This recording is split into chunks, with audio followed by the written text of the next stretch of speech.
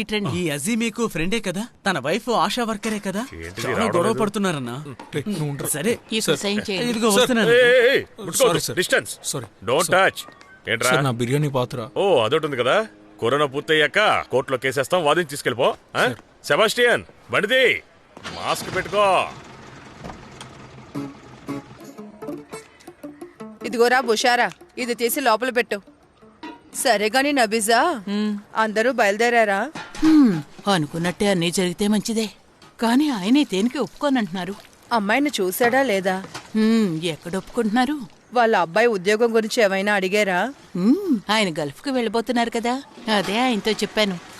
వాడా దీని గురించి మాట్లాడితే అరుస్తాడని తెలుసు కదా, పైగా మీరు వాళ్ళతో చెప్పారు. చూసావా, నేను మీకు ఎన్నిసార్లు చెప్పాలి?